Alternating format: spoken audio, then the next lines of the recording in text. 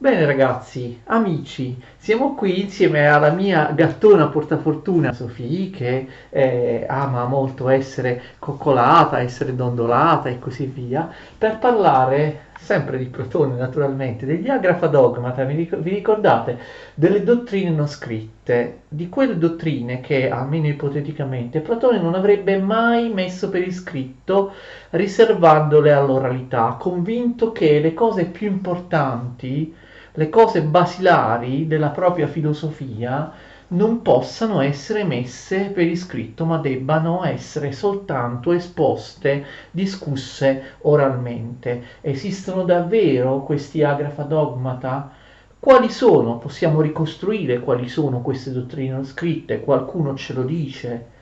Sono dottrine importanti, proprio che sono il fulcro, la base, il principio da cui si origina tutta la filosofia di Platone, o sono magari parti della filosofia di Platone che però non sono il perno fondamentale, la base della sua filosofia, e ci sono tante interpretazioni diverse e ci sono tanti luoghi anche di Platone, ma anche di altri autori che fanno riferimento o sembrano alludere alle dottrine non scritte. Allora, Sofì, ti piace Platone? Ti piacciono le dottrine non scritte? Forse no, la lasciamo andare, forse vuole andare a mangiare un bel saltello, Sofì, d'accordo. Allora, cosa sono questi agrafa dogma? Ricordate alla chiusura della lezione precedente vi ho detto che lo stesso Platone ci autorizza a pensare all'esistenza di dottrine esoteriche che lui avrebbe riservato soltanto alla discussione, al dibattito orale tra lui e i suoi discepoli dell'Accademia, in grado di capire, in grado di discutere in maniera profonda per lui, ma che lui avrebbe nascosto nelle sue opere, non espresso all'interno delle sue opere scritte, che avrebbero raggiunto un pubblico qualsiasi, spesso magari di non intenditori, di persone che avrebbero potuto travisare le sue dottrine, che comunque non voleva dare, diciamo, in pasto al pubblico che legge, ad un pubblico generalista. Perché Platone, ricordate la lettera settima, deplora il fatto, la notizia che gli è arrivata da Siracusa, che il tiranno Dionigi il Giovane, a cui lui ha fatto lezioni di filosofia in precedenza, anni prima, avesse messo per iscritto i principi di Platone e i principi primi della filosofia di Platone. Platone nella lettera scritta ai familiari di Dione, ricordate la lettera settima, ne abbiamo parlato ampiamente nella scorsa lezione, protesta dicendo che di non aver mai insegnato i principi fondamentali della filosofia al tiranno Dionisio, scusate, ma com'è possibile? Platone è stato a lungo a Siracusa, ha fatto tante lezioni, Platone dice io non gli ho mai insegnato i principi fondamentali della mia filosofia, e non solo, ma su questi principi fondamentali, dice Platone nella lettera, in maniera chiara, esplicita, non vi è né vi sarà mai niente di scritto da parte mia, non vi è né vi sarà mai niente di scritto. Che cosa sta dicendo Platone? Allora, la questione è risolta, ci sono principi basilari che magari sono proprio, come pensano alcuni, che adesso vedremo, sono la base della stessa teoria delle idee, cioè sono proprio la base fondamentale di tutto il pensiero platonico, che Platone però avrebbe riservato ad una cerchia di pochi allievi, ad una cerchia scelta, riservata, ad un'elite. Non avrebbe messo per iscritto queste cose, avrebbe messo per iscritto altre cose collaterali, dottrine che sono la conseguenza, capite, di questi primi principi più difficili o più inopportuni da scrivere. Ovviamente ci sono quelli che già su questo passo negano l'esistenza delle dottrine non scritte in vari modi. Primo, si può pensare che la lettera settima sia falsa. È vero che la maggior parte degli studiosi la considerano autentica, però in passato la lettera settima è stata considerata falsa per lungo tempo. La lettera settima è un pochino sospetta, molto lunga. Sembra strano che Platone, scrivendo ai familiari di Dione, che lo hanno informato della morte di Dione, ripercorra tutta la sua vita in maniera così precisa, spiegando le sue aspirazioni politiche.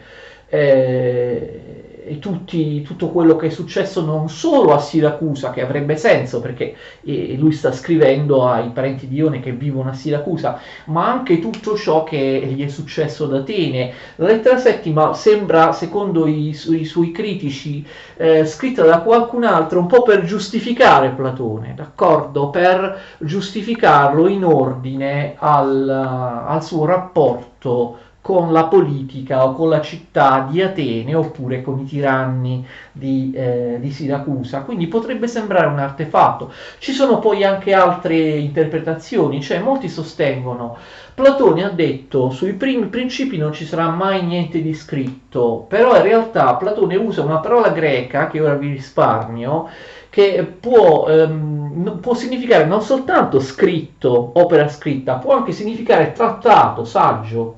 D'accordo? Quindi molti negano l'esistenza delle dottrine non scritte in riferimento a questo passo, dicendo Platone non sta dicendo di non aver mai scritto certe sue dottrine, capite? Sta dicendo di averle scritte in dei dialoghi, ok? Nella forma dialogica, dialettica, come Socrate, imitando l'oralità, cioè senza aver scritto su queste cose un trattato, cioè un trattato sistematico in cui Platone scrive in prima persona, dice io penso questo, io penso quello, io penso quell'altro, cioè non starebbe dicendo non esistono scritti sulle mie dottrine principali, starebbero dicendo non esistono scritti che siano dei trattati, cioè delle, capite, degli scritti, dei saggi sistematici, io le ho espresse magari in maniera un po' vaga, non proprio in maniera precisa, però attraverso dei dialoghi. Quindi Platone non si starebbe riferendo allo scritto in sé, ma soltanto ad una tipologia possibile dello scritto, ovvero il trattato filosofico. Starebbe dicendo io non le ho messe mai per iscritto, non ho fatto mai un trattato sistematico, e quindi anche Dionisio perché sta scrivendo in maniera sistematica dal primo all'ultimo i miei principi? Io non lo farò mai, li esporrò soltanto in forma rapsodica,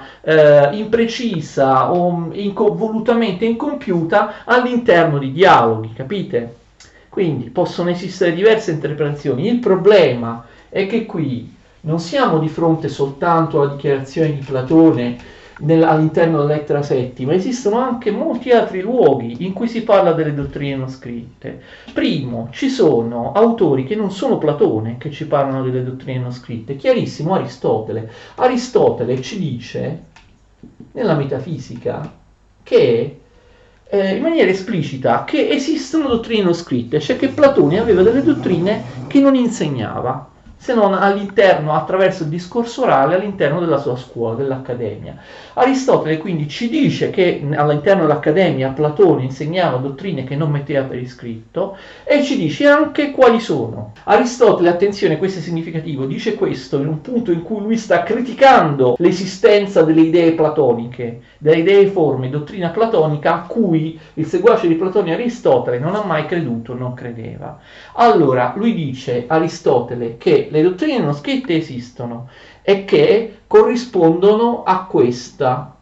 La principale dottrina non scritta è quella delle idee numeri, cioè che le idee sono numeri. Platone avrebbe nascosto nei suoi scritti la base del suo pensiero, che è una base di stampo numerologico. Ovviamente questo ci fa immediatamente pensare ai pitagorici, perché sia Socrate sia Platone erano in contatto con ambienti pitagorici, sacerdotali, pitagorici, orfici di Atene.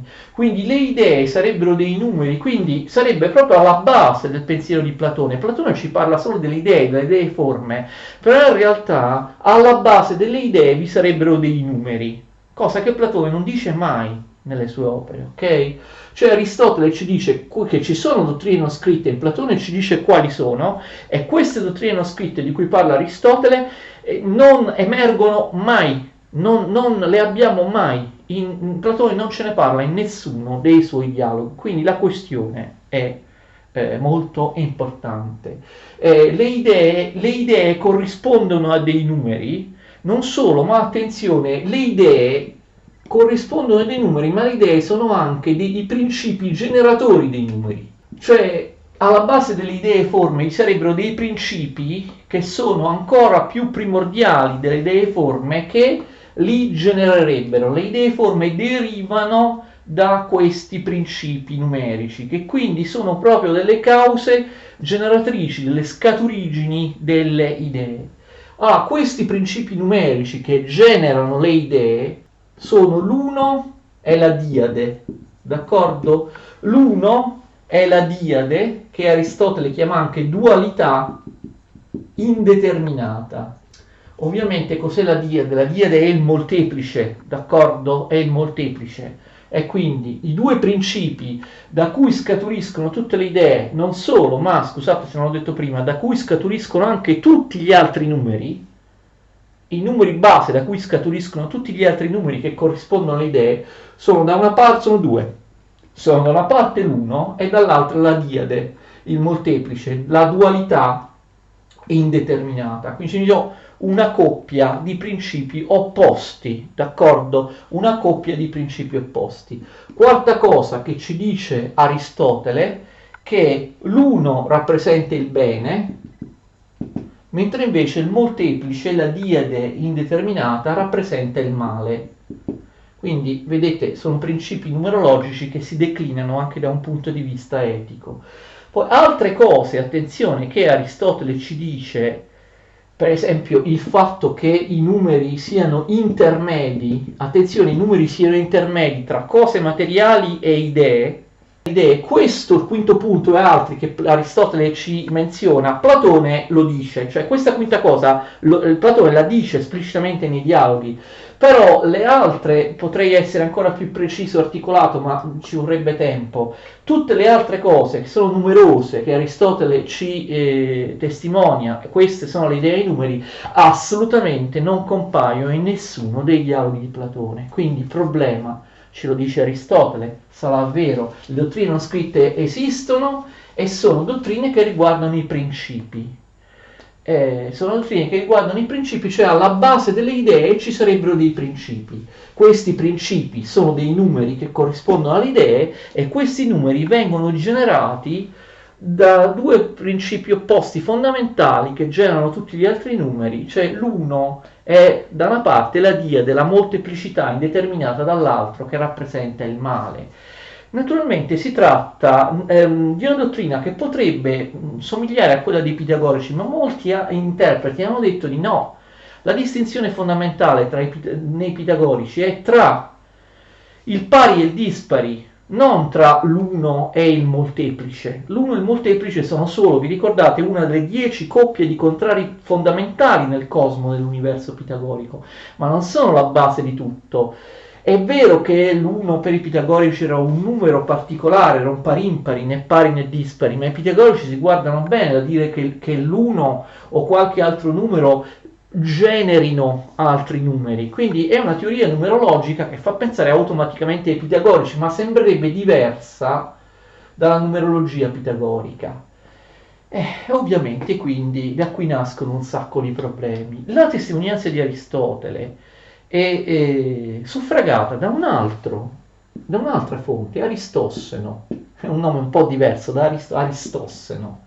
Aristosseno di Taranto era un musico, era un pitagorico di Taranto e ha grande importanza per quello che lui scrisse sulla musica. Aristosseno si trova a passare da Atene, lui è di Taranto, si trova a passare da Atene, sapete che Platone aveva un rapporto privilegiato con la comunità pitagorica di Taranto, il suo capo Archita, ricordate, è stato l'amico di una vita di Platone.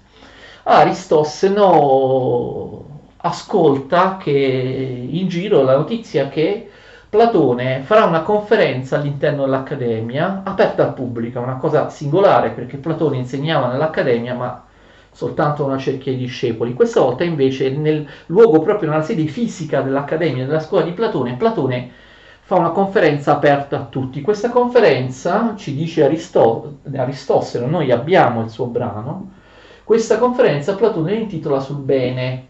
Aristotele ci dà la sua impressione dopo aver visto questa conferenza e lui è abbastanza sorpreso perché Aristotele scrive: io sono andato a sentire Platone che parla sull'argomento il bene sul bene. Pensavo di dover sentir parlare Platone dei beni umani, d'accordo? Dei beni come per esempio la salute, oppure la ricchezza o i beni morali, ma anche i beni fisici, perché attenzione, in greco la parola bene può anche far riferimento, come noi diciamo, i beni, no? I beni materiali, anche proprio alle ricchezze, ok? Invece, dice Aristotele, ho sentito Platone parlare per ore di numeri e di rapporti numerici e di teorie stranissime con dei numeri e sul significato dei numeri, che non sono riuscito a capire. Se lui che è un pitagorico non è riuscito a capire quello che Platone dice sui numeri, questa è una conferma, capite che la teoria numerologica di Platone non aveva molto a che fare con la teoria numerologica dei pitagorici, altrimenti Aristotele, che era un pitagorico, l'avrebbe capita. Per Aristotele era comprensibile quello che Platone dice. Invece di parlare del bene, ci si aspetterebbe, uno parla del bene, Platone parla solo di numeri, facendo osservazioni che per Aristotele sono incomprensibili, strane teorie sui numeri e sul significato dei numeri. Quindi questa sarebbe una conferma. Le dottrine non scritte sono dottrine di tipo numerologico. Aristotele e Aristotele dicono la stessa cosa, d'accordo? Come si può mettere in discussione queste teorie? Si possono mettere in discussione, cioè ci sono quelli che noi sostenitori delle dottrine non scritte dicono ma guardate, ma abbiamo la prova provata, è evidente, sono dei testi, dei personaggi. Aristotele conosceva molto bene Platone, era stato suo discepolo, anche se Aristotele era molto più giovane di Platone. Aristotele non ci dice la stessa cosa, tuttavia ci sono interpreti che hanno negato l'esistenza di queste dottrine non scritte con varie strategie. Molti sostengono che in realtà Aristotele non si riferisse a Platone ma a Speusipo. Noi sappiamo che con certezza il successore, lo scolarca, il primo scolarca, cioè il primo successore di Platone a capo della scuola platonica, dell'Accademia, cioè il suo discepolo Speusipo, aveva una teoria ben precisa sulle idee e i numeri, sul fatto che alla base di tutto vi fosse i numeri. Allora molti interpreti, molti studiosi di Platone hanno detto, come succedeva nell'antichità, perché non è l'unico caso, Aristotele, capite, non starebbe parlando di Platone, starebbe parlando di Speusipo e starebbe criticando la dottrina delle idee e i numeri di Speusipo, che Aristotele non accetta, così come non accettava la classica dottrina delle idee che noi abbiamo nei dialoghi di Platone. Infatti Aristotele, pur essendo il discepolo più famoso e sicuramente più dotato di Platone, non fu lui a succedere a capo della scuola platonica dopo la morte di Platone, fu Speusipo, perché Aristotele non condivideva le idee né le idee in numeri, e infatti alla morte di Platone aveva già fondato una sua scuola Aristotele, il liceo. Quindi ma perché Aristotele allora parla di Platone quando vuole riferirsi a Speusipo? Molti sostengono si usava fare riferimento al capo scuola, al fondatore della scuola, in questo caso Platone, e non al suo attuale esponente, cioè Speusipo. Aristotele scrive sicuramente quando Platone è già morto e Speusipo a capo della scuola. Quindi Aristotele, capite, non si riferirebbe a Platone, ma a Speusipo, anche se non cita Speusipo, ma cita Platone, cioè il capo defunto della scuola. Quindi, capite la conclusione, le idee e i numeri appartengono esclusivamente a Speusipo, ok? Poi c'è un'altra possibilità che a me sembra invece molto verosimile. È un po' un estremismo dire che le dottrine non scritte non esistono. Vedremo che ci sono anche delle altre evidenze indizi che possono esistere in Platone stesso. Ma può darsi che le dottrine non scritte, attenzione, non siano così centrali. Capite? Che non sia vero che i numeri e l'uno e la diade e così via siano alla base delle idee, siano proprio la base fondante di tutto il pensiero di Platone. Può darsi che solo dopo la morte di Platone Speusippio, capite, abbia fatto dei numeri dell'uno e della diade la base delle idee di Platone, ma Platone no. Cioè, che cosa sto dicendo? Sto dicendo che le dottrine non scritte esistono, sono le stesse che sono quelle che Aristotele ci dice, ma attenzione, appartengono solo all'ultima fase della vita e della dottrina di Platone, d'accordo? Sarebbero, ricordate che abbiamo visto che negli ultimi dialoghi Platone sperimenta nuove teorie, magari anche è in completo contrasto con la teoria delle idee, oppure parla facendo finta che la teoria delle idee non esistano. Ecco, le dottrine non scritte, cioè quella delle idee e i numeri, non sarebbe, capite, una dottrina che ha la base delle idee, che ha un'importanza eccezionale in Platone, sarebbe invece uno degli ultimi esperimenti tardivi che Platone fa, perché, come abbiamo visto, vuole sperimentare nuove strade, nuove teorie, anche in contrasto con quella delle idee. Quindi sarebbe uno degli esperimenti. Anch'io penso questo, cioè penso che le dottrine non scritte esistano, ma che non vadano enfatizzate nella loro importanza, non sono la base di tutto il pensiero di Platone, sono una delle tante teorie alternative che Platone fa per sperimentare negli ultimi dialoghi, nell'ultima fase. Il fatto che le idee e i numeri siano una dottrina che appartenga all'ultima fase del pensiero di Platone ci può essere testimoniato da diversi indizi. Noi vediamo che negli ultimi dialoghi, come vi ho detto, anche nei dialoghi platonici, la teoria delle idee è in fase di ristrutturazione, di aggiornamento, ed è in ristrutturazione e di aggiornamento anche in base appunto a teorie, ad un nuovo interesse maturato in Platone che prima non c'era nei confronti delle matematiche, dei numeri, delle scienze, ok? Cioè le idee e i numeri sarebbero uno dei tanti esperimenti che Platone fa per innovare, per cercare delle alternative alla teoria delle idee, che comunque lui non abbandonerà mai, quindi parliamo di esperimenti, non di cose che sostituiscono definitivamente la teoria delle idee forme.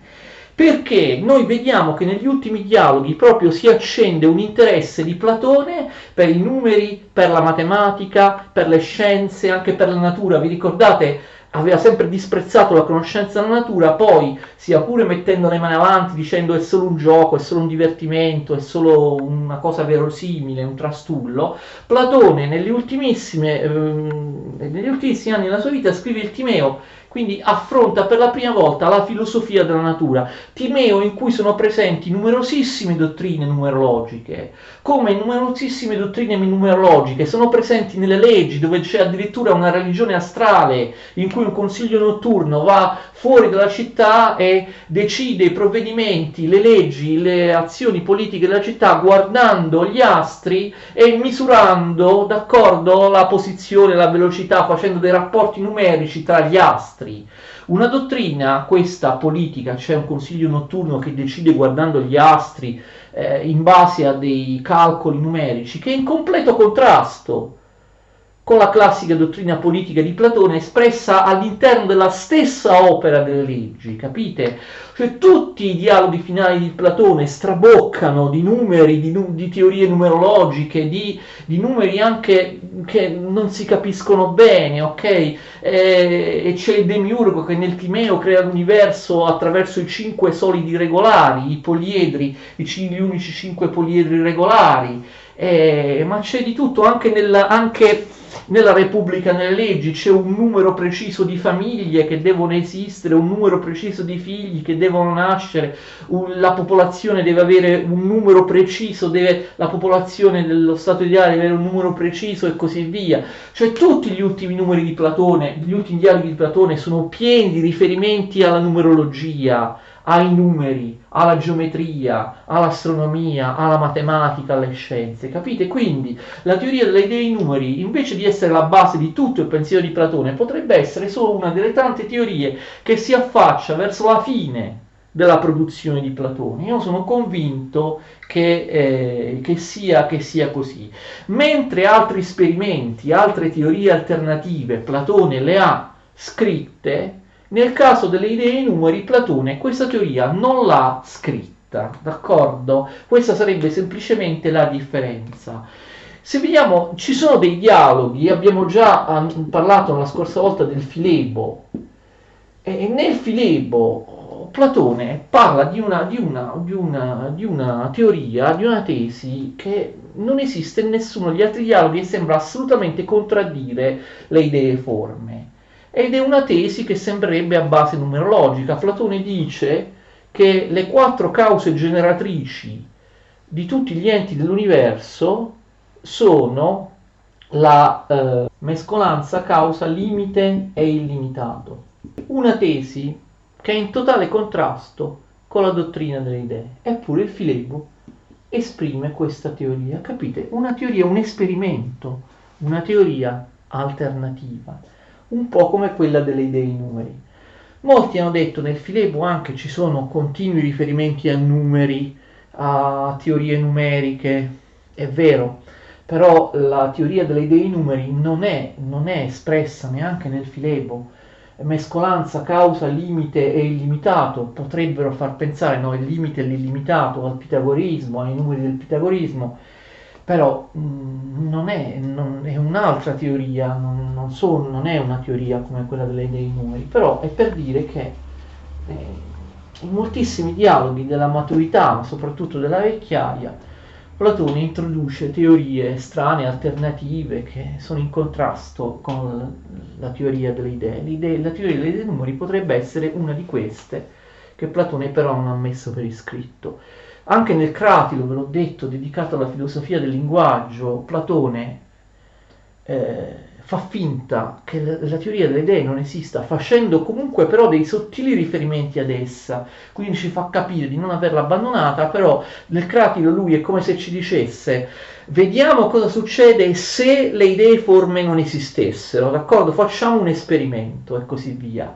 Ma guardate che anche i dialoghi dialettici, Parmenide, sofista politico, si dà per scontato che Platone parli di idee, ma chi l'ha detto? Platone non cita le idee forme, non cita l'iperuranio, l'anima che le conosce nel mondo sovrasensibile. Guardate che in tutti i dialoghi dialettici, Teeteto, sofista politico, che succede? Succede che Platone parla, no, degli universali che vengono uniti e divisi ognuno in due dalla dialettica, e dice il cavallo, il quadrupede, il bipede, l'uomo. Non dice mai, attenzione, l'idea di cavallo, l'idea di quadrupede, l'idea di bipede, l'idea di uomo. Molti, per secoli e secoli, hanno dato per scontato che gli universali, concetti logici, gli universali logici di cui Platone parla nei dialoghi dialettici, Parmenide, sofista politico, siano le idee, ma Platone in nessun caso dice che l'idea di quadrupede, l'idea di bipede, l'idea di cavallo, l'idea di uomo o l'idea nel sofista del pescatore con la lenza, dell'arte del pescare e così via, siano delle idee. Lui non lo dice mai. Cioè per secoli si è dato per scontato, ma persino nei dialoghi dialettici, importantissimi, che sono più di uno, Platone parla, non fa mai riferimento alle idee forme, parla dell'universale del bene, dell'universale del cavallo, dell'universale di uomo, dell'universale logico di uomo, della definizione dell'uomo in sé, ma non dice mai in nessuno dei dialoghi dialettici che ciò di cui sta parlando sono idee e forme che esistono ontologicamente, realmente nell'iperuranio. Quindi attenzione, persino i dialoghi dialettici potrebbero non contenere una relazione con la dottrina delle idee, capite? Quindi secondo me questa è la soluzione, diciamo, più apprezzabile, non negare l'esistenza delle dottrine non scritte, perché insomma anche questi sostenitori, adesso vediamo chi sono con precisione, hanno dimostrato, dopo decenni di insistenza, hanno dimostrato che insomma qualcosa a cui Platone allude ma che non si trova negli scritti esiste. Quindi non dire, è sbagliato dire non esistono dottrine non scritte, ma forse è anche sbagliato, come fanno gli appassionati, invasati, sostenitori della centralità delle dottrine non scritte, pensare che le dottrine non scritte, in particolare quale sarebbe quella delle idee numeri dell'uno diade, siano la base di tutte le altre teorie di Platone, cioè siano i principi proprio fondamentali. Potrebbero essere invece una delle tante teorie alternative che Platone mette in pratica nell'ultima parte della sua vita e che però sono esperimenti, non negano la teoria delle idee forme, della centralità e la basicità delle idee forme, degli archetipi ideali. E allora ci sarebbe molto altro da dire. Chi sono questi sostenitori della dottrina non scritte? Vengono chiamati anche quelli della scuola di Tubinga. Non è una cosa molto recente, stiamo parlando di 50 anni fa. Stiamo parlando di personaggi, di professori, di studiosi tedeschi dell'Università di Tubinga, quindi la scuola degli assertori dell'esistenza del Platone esoterico, degli agrafa dogmata delle dottrine non scritte, viene chiamata scuola di Tubinga, e i due che hanno originato questa scuola, alla base, i due fondatori di questa scuola si chiamano Kremer, spero di ricordare bene i nomi, Kremer e Geiser, d'accordo? Loro poi hanno suscitato l'interesse di molti altri. In Italia la teoria delle dottrine non scritte è molto rappresentata, studiata e conosciuta perché Giovanni Reale si è unito a questi personaggi della scuola di Tubinga e quindi ha fondato anche lui la scuola di Milano, che porta avanti le stesse idee di quelli della scuola di Tubinga, forse anche estremizzandole un po'. Il nostro Giovanni Reale all'Università Cattolica di Milano, quindi ha aderito alla scuola di Tubinga. E poi altri personaggi, molto efficace, a me piacciono molto i suoi libri, che sono un po' meno complicati rispetto a quelli di Reale o di Kremer e Geisel. Un ungherese, credo che sia un ungherese, che si chiama Slezak, con l'accento sulla E, anche se c'è un accento sulla A, significa solo che questa A è lunga, ma l'accento è sulla prima sillaba. Quindi, scusate, ho dimenticato la L. Slesak, d'accordo? Slesak, che poi anche lui è passato ad insegnare all'Università di Tubinga, d'accordo? Volete che io vi consigli qualche libro? Volete...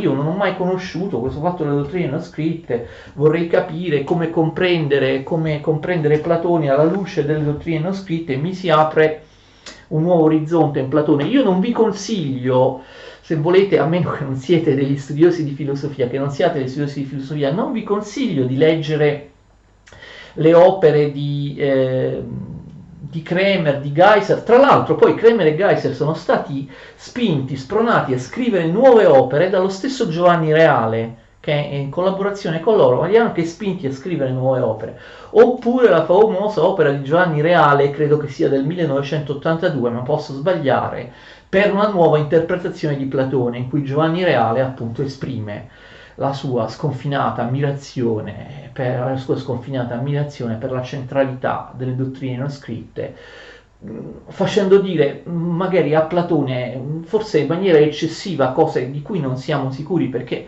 l'accusa nei confronti ovviamente di questi sostenitori degli agrafa dogmata è di avere un po' esagerato. Magari le dottrine non scritte esistono, però loro pensano che tutto il pensiero importante di Platone sia all'interno dell'oralità e non sia mai stato messo per iscritto, a volte, quindi capite, facendo delle interpretazioni forse un po' forzate o comunque senza avere dei testi che ci dicano, prendendo un po' come un'interpretazione allegorica della Bibbia, si prendono le opere di Platone e si dice qui Platone scrive questo ma vuole intendere quello, qui Platone rimanda a un'altra teoria, questa è una metafora per dire l'uno diade, eccetera. A un certo punto il rischio è di prendere i testi di Platone e di interpretarli come uno vuole, d'accordo? trovando allusioni e riferimenti alle idee e ai numeri dovunque, magari in maniera più eccessiva, diciamo così. Io invece vi consiglio di leggere l'opera appunto di Slezak, non quella maggiore, quella lunga, complessa, eccetera, ma la sua riduzione divulgativa pubblicata da Rusconi, Come leggere Platone.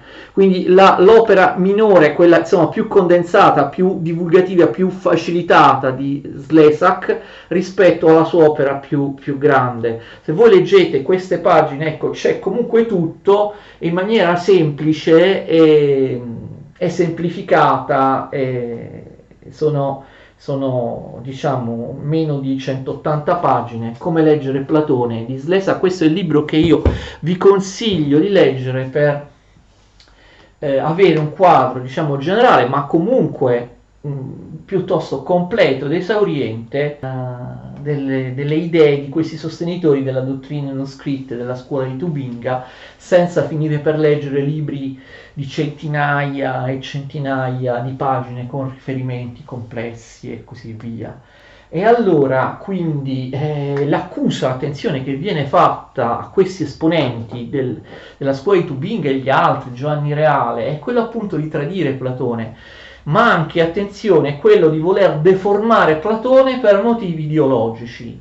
Non è un caso che Giovanni Reale sia un cattolico e che molti di coloro che amano questa interpretazione del Platone centrato sulla dottrina non scritte siano cattolici, cioè in qualche modo tendono, attenzione, questo è il mio sospetto, la mia accusa nei confronti delle motivazioni più o meno evidenti che spingono questi fautori di dottrine non scritte, vogliono interpretare Platone come un neoplatonico, d'accordo?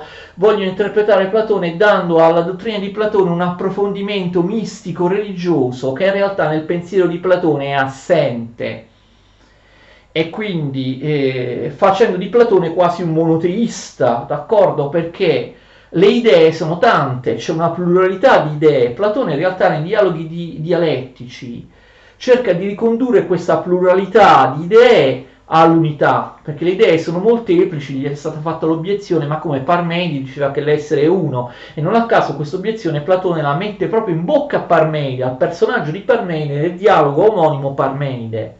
Allora Platone, il problema è come conciliare le idee, e sarà sempre questo il problema di Platone, come trovare un collegamento tra le idee e gli oggetti sensibili a cui queste idee somigliano, a cui fanno riferimento, ma anche, attenzione, a come risolvere il problema, lo vedremo parlando della dialettica, dell'irriducibile molteplicità di queste idee.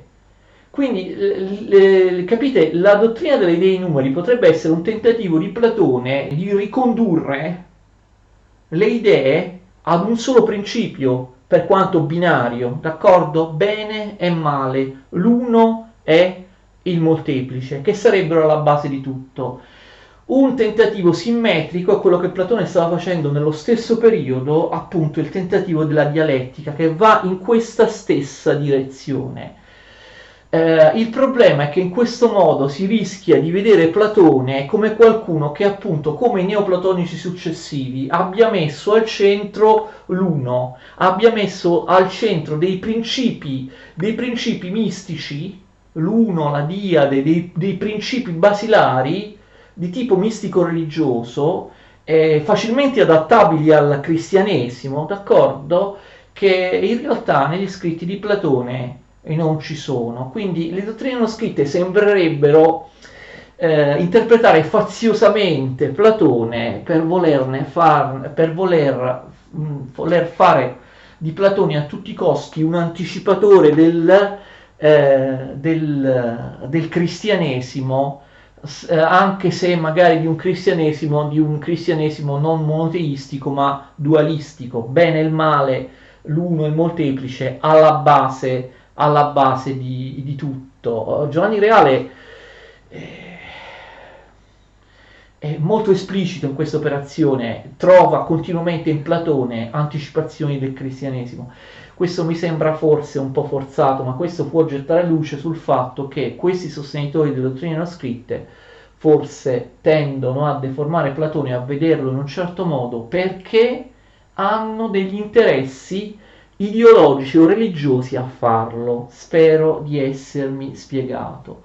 Sostenitori delle dottrine non scritte insistono dicendo che ci sono numerosi passi in cui Platone fa degli accenni all'oralità. Infatti molto spesso succede che nei dialoghi, sì, ho letto Slesak, sono andato poi a vedere, a controllare ogni riferimento che lui fa ai passi di Platone, ed è vero, ha ragione. In molti casi Socrate, personaggio di Platone, trattiene il sapere, fa capire esplicitamente che potrebbe dire di più, ma che non lo fa, perché l'interlocutore non è adeguato, perché non si può fare, forse non si può mettere per iscritto. Molte volte Socrate fa riferimento a discussioni che non esistono, cioè per esempio nel Protagora dice a Protagora adesso parliamo di questo argomento, poi c'è anche quell'argomento, quell'altro argomento di cui parlare, ne parleremo un'altra volta.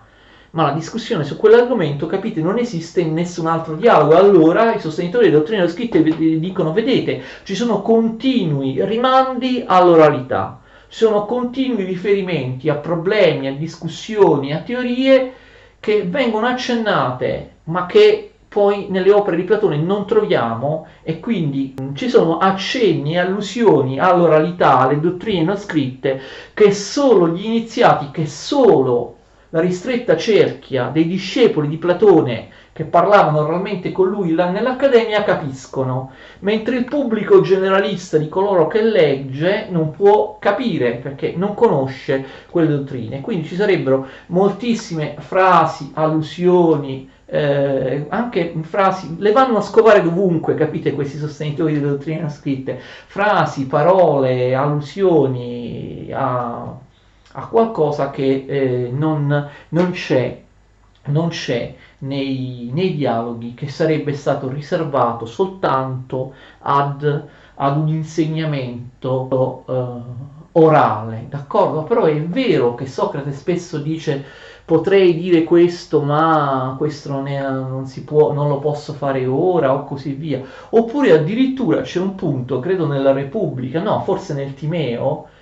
No, non è nel Timeo, credo che sia proprio alla fine della Repubblica, forse nel mito di Er, in cui il personaggio che parla, in quel caso non è più Socrate, dice: ah, mi avete costretto a dire questo, ma io non volevo dirlo, sono stato costretto ad esprimere a dire questa cosa, a esprimere questa dottrina, ma io non avrei dovuto farlo, d'accordo? Questo anche è un altro segnale, e in quel caso, dice per esempio Giovanni Reale, Platone esprime una sua dottrina in maniera più approfondita, più particolareggiata rispetto ad altri punti di altri dialoghi, si spinge più in là, però poi con una certa ritrosia si ferma, il personaggio dice ho detto troppo, non posso continuare. Ci sarebbero quindi continui riferimenti a personaggi dei dialoghi che esprimono le teorie di Platone, riferimenti al fatto che essi stanno trattenendo il sapere, che essi hanno delle cose da dire che in quel momento non è opportuno dire, e così via.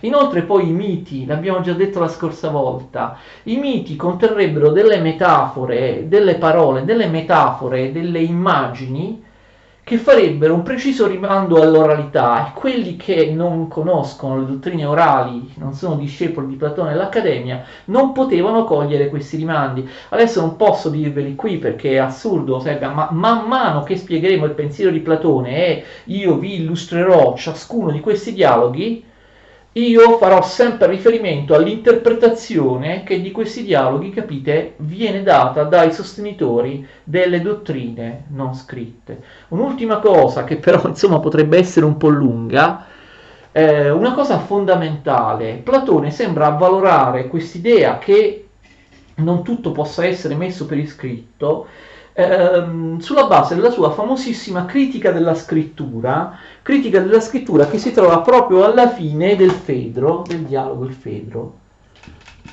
Platone dice che la scrittura è nettamente peggiore rispetto alla discussione orale, al dialogo, e che la filosofia va fatta oralmente e non messa per iscritto. Però lui ha scritto tantissimo. Il mito è famoso, parlano tra di loro Socrate e Fedro. Socrate racconta un mito, che è il mito di Teut. Teut è il dio egiziano che in greco si scrive Teut, in egiziano insomma si può anche scrivere Tot, che è il dio che in qualche modo corrisponde a Hermes, a Mercurio, il messaggero degli dei. Nel mito Teut avrebbe, attenzione, inventato la scrittura e ne avrebbe fatto dono agli uomini. Teut avrebbe inventato anche tantissime cose per poi rivelarle agli uomini, per esempio i numeri, il calcolo, l'aritmetica, la geometria, ma su queste cose evidentemente Platone è d'accordo, gli sembrano cose buone. Allora, che cosa dice Teut al suo re egiziano? Attenzione, io ho inventato la scrittura è un farmaco per la memoria, d'accordo? È una grande invenzione, un grande aiuto, un grandissimo ausilio all'umanità, perché mettendo per iscritto tutto ci si ricorderà di tutto, no? C'è il testo scritto, quindi è un farmaco per la memoria. Si conoscono, si ricordano, si imparano più cose se tu le metti per iscritto, invece che affidarti ad una tradizione orale, a un insegnamento orale. Il re di Egitto invece critica Teut dicendo attenzione che la scrittura non avrà questo beneficio. Al contrario, dice, la scrittura avrà per effetto di produrre la dimenticanza nelle anime di coloro che la impareranno, perché, fidandosi della scrittura, si abitueranno a ricordare dal di fuori mediante segni estranei e non dal di dentro e da sé medesimi. Dunque, tu hai trovato non il farmaco della memoria, ma del richiamare la memoria, d'accordo? Cioè la scrittura non insegna veramente, dà solo l'apparenza della sapienza. Uno impara magari a memoria un testo scritto, pensa di sapere, però in realtà capite quel testo scritto non l'ha elaborato lui. Platone sta dicendo che soltanto all'interno del dialogo, del confronto, tu metti alla prova una tua tesi, la fai confutare oppure cerchi di difenderla, confuti quella dell'altro costruendo sempre nuovi argomenti. Invece lo scritto sta là, ti dà l'apparenza della sapienza, d'accordo, ma in realtà un pensiero non elaborato all'interno del dialogo, della discussione, è un pensiero recepito passivamente, d'accordo? Platone potrebbe avere ragione, quante volte noi magari impariamo delle cose più o meno a memoria per degli esami, andiamo lì, ripetiamo quella cosa che abbiamo letto sul libro all'esame, la conosciamo veramente, l'abbiamo capita veramente. Cioè se ci chiedessero no, di mettere in discussione, di dimostrare quello che noi abbiamo imparato sul libro, saremmo in grado di dimostrarlo. Se qualcuno ci facesse delle obiezioni no, su quello che noi abbiamo imparato da uno scritto, noi saremmo in grado di confutare quelle obiezioni, saremmo in grado di tematizzare, capite, di mettere alla prova, di elaborare quello che abbiamo imparato su un libro, su uno scritto. Saremmo noi in grado di trovare delle argomentazioni per difendere quello che noi abbiamo imparato, per rispondere a delle obiezioni? No, potremmo solo e sempre ripetere la stessa cosa che abbiamo trovato per iscritto. Capite, questo non ci dà una sapienza, perché non ci dà una capacità di elaborazione in base alla quale noi arriviamo, in base ad un confronto, ad un ragionamento, a dire è così. Noi abbiamo semplicemente letto che è così, non capiamo perché, magari non l'abbiamo neanche capito bene, lo ripetiamo pappagallescamente e così via. E quindi la scrittura è inferiore all'oralità, d'accordo? Si imparano dei dati che non sono stati dimostrati da una discussione, non sono stati elaborati da di dentro, sono stati imparati passivamente perché uno va là e legge lo scritto, continua. Della sapienza poi tu procuri ai tuoi discepoli l'apparenza, non la verità. Infatti essi, divenendo per mezzo tuo uditori di molte cose senza insegnamento, crederanno di essere conoscitori di molte cose, mentre, come accade per lo più in realtà, non le sapranno e sarà ben difficile discorrere con essi perché sono diventati portatori di opinioni invece che sapienti. È chiara questa critica alla scrittura. La scrittura crea soltanto l'apparenza della sapienza. sapienza. La gente ignorante e presuntuosa si illude di conoscere le cose perché le ha lette, ma non le ha veramente capite, non le sa difendere, non le sa elaborare, non le sa tematizzare, non le sa sviscerare, non le sa, ma chiedete a qualcuno, magari ha imparato una cosa per l'esame, riesce a rispondere un'obiezione a quelle cose che ha imparato? No, le ha imparate a memoria e le ripete soltanto a memoria. Quindi il re d'Egitto dice a Teut: ti stai sbagliando, la scrittura non aiuta la memoria, la scrittura, attenzione, può aiutare solo a rinforzarla, cioè a rivedere delle cose che però si devono aver appreso attraverso il dialogo, attraverso il confronto orale, attraverso la discussione. Se qualcuno non se le ricorda più bene, può aiutarsi con lo scritto. Se qualcuno, dirà poi in seguito Platone, invecchia a causa dei malanni dell'età, non riesce a ricordare le cose, avrà come soccorso lo scritto. Quindi lo scritto può essere, non può veramente insegnare, può al massimo, capite, rinforzare, rinverdire, rinverdire qualcosa che si sapeva già. Ok? È un rinforzo, ma non uno strumento di insegnamento, ok? E quindi la scrittura è inferiore alla oralità, è solo un mezzo per richiamare alla memoria di chi sa le cose su cui verte lo scritto. È molto famosa questa critica della scrittura di Platone nel Fedro, per bocca di Socrate. Questo ha di terribile la scrittura, simile per la verità alla pittura. Infatti le creature della pittura ti stanno di fronte come se fossero vive, ma se domandi loro qualcosa se ne restano zitte, chiuse in un solenne silenzio, e così fanno anche i discorsi. Tu crederesti che parlino pensando essi stessi qualcosa, ma se volendo capire bene domandi loro qualcosa, capite? Se domandi qualcosa ai discorsi scritti, loro non ti possono rispondere. Se domandi qualcosa allo scritto, esso, lo scritto, continua a ripetere una sola e medesima cosa.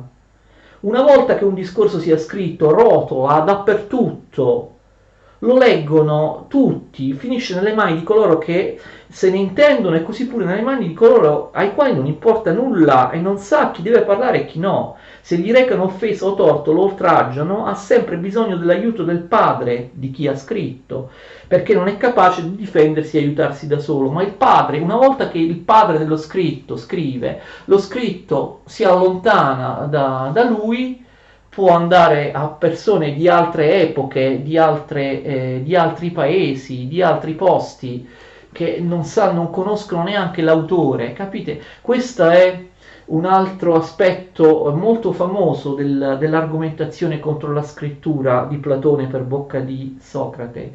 Lo scritto è sempre uguale, lo scritto non può difendersi, lo scritto non può rispondere, non sa rispondere, non sa difendersi.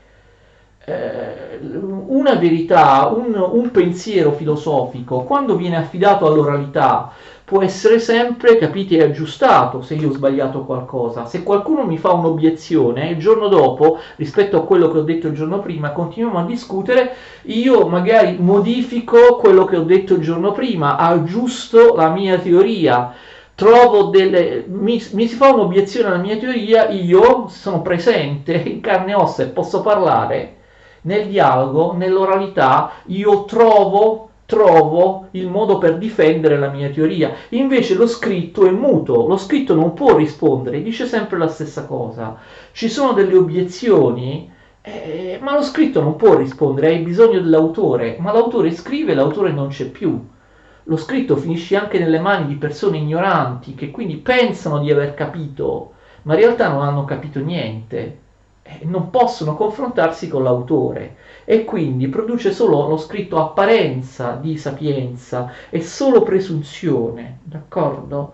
Lo scritto non può rispondere alle obiezioni, lo scritto non può elaborare, tematizzare, far fluidificare il suo contenuto, che è cristallizzato, è sempre uguale.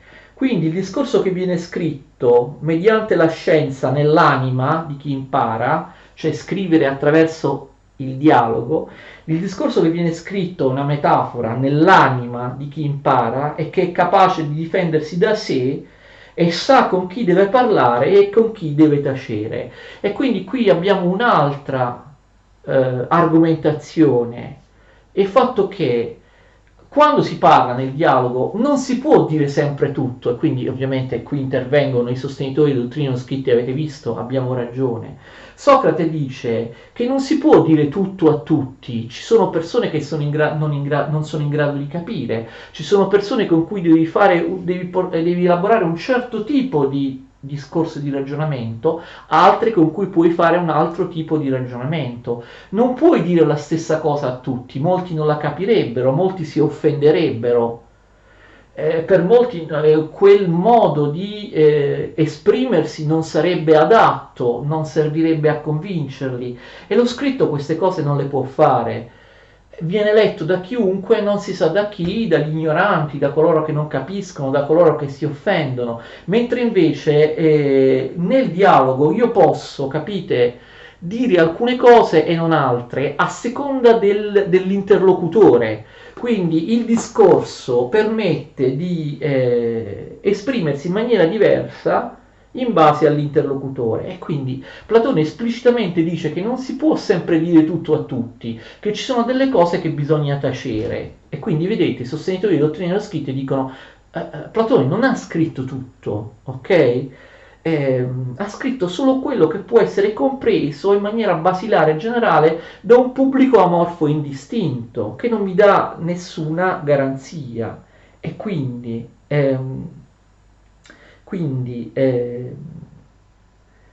se uno vuole fare sul serio uno scrive, parla. La scrittura è gioco, dice Platone per bocca di Socrate, mentre invece l'oralità è serietà. La scrittura è un gioco molto bello, ma che non vale nulla rispetto alla serietà di chi è capace di dilettarsi con i discorsi, narrando storie sulla giustizia e su altre cose di cui parli, ok? Quindi vedete che questo è il punto in cui addirittura, forse ho letto male, è un gioco la scrittura, un gioco molto bello in confronto all'altro che non vale nulla, in confronto all'oralità non vale nulla. Questo gioco di scrivere, di chi è capace di dilettarsi con discorsi scritti narrando storie sulla giustizia e sulle altre cose di cui parli. Platone qui, in maniera abbastanza esplicita, dice che le storie sulla giustizia, quindi lui fa riferimento alla Repubblica, studiare la Repubblica, sono solo dei giochi. Platone addirittura sembrerebbe dire qua che tutto ciò che ha scritto è un gioco, non deve essere preso seriamente, è un sovrappiù rispetto a quello che è serio e che lui ha espresso soltanto nell'oralità. Platone sembra dirci che tutto ciò che ha scritto nei dialoghi deve essere preso col beneficio di inventario, come un gioco. E quindi poi l'altra cosa fondamentale, discorsi diversi ad anime diverse.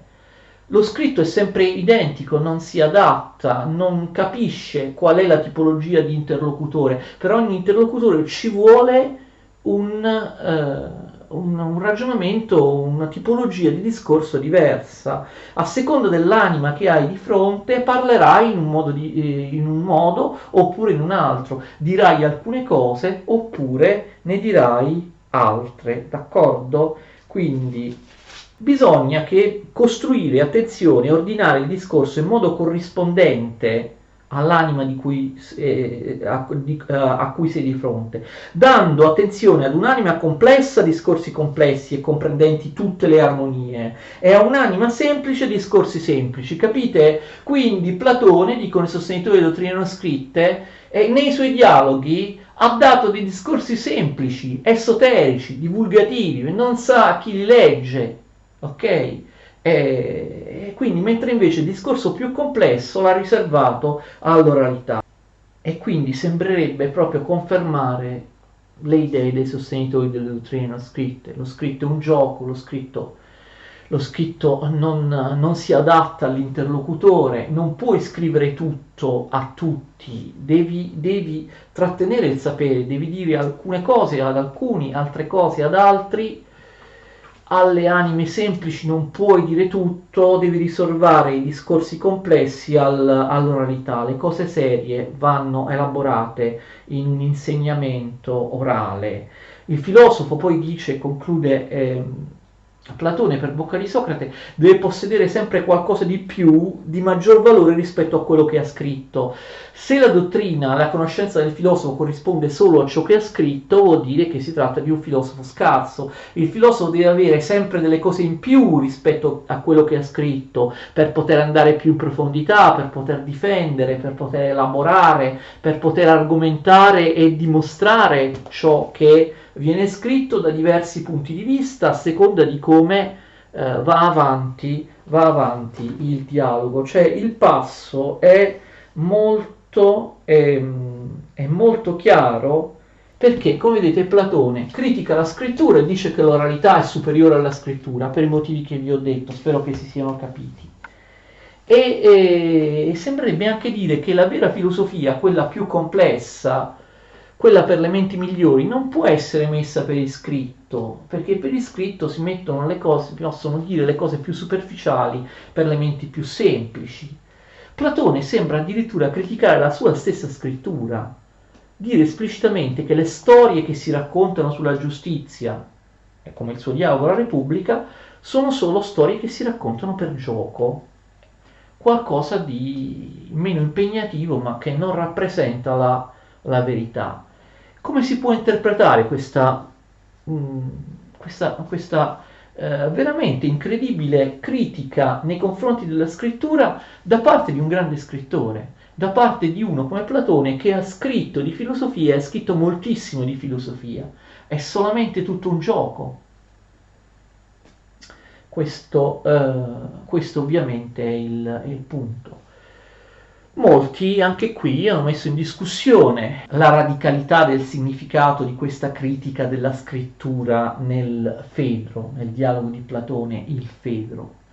Molti hanno sostenuto, attenzione, che Platone non stia criticando la sua propria scrittura, ma stia criticando la scrittura degli altri, ok? Magari degli altri filosofi. Cioè Platone stia, attenzione, secondo molti, criticando la scrittura per i motivi buoni, comunque validi che io vi ho detto, però non stia criticando proprio completamente anche la sua scrittura, perché che cosa fa Socrate? Che cosa fa Platone? Perché appunto scrive in dialoghi? Per cercare di imitare il suo maestro Socrate che non ha scritto niente. Anche Platone dice che sarebbe meglio affidare tutto all'oralità e non alla scrittura, però a differenza di Socrate lui decide di scrivere. In una civiltà che sta diventando sempre più civiltà della scrittura, Platone non se la sente di affidare tutto all'insegnamento orale come ha fatto il suo maestro Socrate. Scrive però in che modo? Ovviamente scrive cercando di imitare la dialettica, il dibattito serrato, botta e risposta, il dialogo del suo maestro Socrate. Cioè la scrittura di Platone non criticherebbe la scrittura in assoluto, critica un certo tipo di scrittura, però secondo molti Platone starebbe sottilmente dicendo che la sua scrittura, che è una scrittura che va per dialoghi, cioè una scrittura che imita l'oralità, una scrittura che cerca di trasferire, sia pure con le limitazioni che ha detto, che ha appena spiegato, le limitazioni della pagina scritta, cerca di trasferire per iscritto quella che è la mobilità, la non conclusività, la dialetticità dell'oralità. Cioè una scrittura che in tutti i modi imita l'oralità e quindi Platone in questo senso, cioè con la sua propria particolare tipo di scrittura, di dialogo, starebbe affermando l'unico tipo di scrittura possibile, quella che il più possibile si avvicina ad un discorso orale. Però Platone dice appunto esplicitamente, questo mi fa molto pensare, discorsi diversi per anime diverse, non si può dire tutto a tutti, a seconda dell'interlocutore tu devi esprimere alcune cose con alcuni tipi di discorsi e nasconderne altre e così via. Se l'interlocutore non è all'altezza, non è profondo, non è in grado di capire come si suppone che sia il pubblico generalista che legge uno scritto, allora tu certe cose non le devi dire. Concludiamo così. Ovviamente esistono tantissime interpretazioni, esistono le dottrine non scritte, non esistono, esistono ma non sono centrali, come pensa Giovanni Reale o gli altri, o quelli della scuola di Tubinga. La questione ovviamente è ancora dibattuta, anche perché questa teoria della centralità delle dottrine non scritte, ripeto, non ha neanche 50 anni da quando è stata elaborata per la prima volta. Credo che sia successo negli anni 70 del Novecento, non ricordo seriamente. Può essere interessante questa critica della scrittura anche oggi. Che cosa ci sta dicendo Platone? Noi studiamo un testo, prendiamo per buono quello che dice un testo, andiamo a ripetere all'esame, abbiamo davvero capito quello che c'è in un testo? Quante volte voi vi siete imbattuti in persone che hanno detto è così, è così, è così perché l'ho studiato su quel testo e quindi è così, e magari presuntuosamente pensano che la verità assoluta corrisponda a quello che hanno studiato sul libro di testo. Tu metti in discussione quello che loro hanno studiato, loro dicono no, c'è sul libro, è così, è sul libro.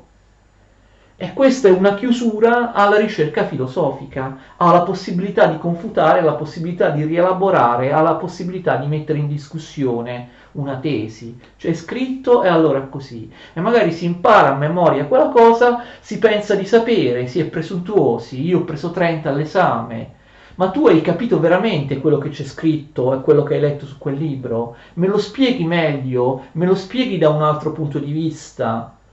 Mi sai fare un approfondimento? Mi sai rispondere a un'obiezione se io faccio una possibile obiezione rispetto a quello che hai letto sul libro? No.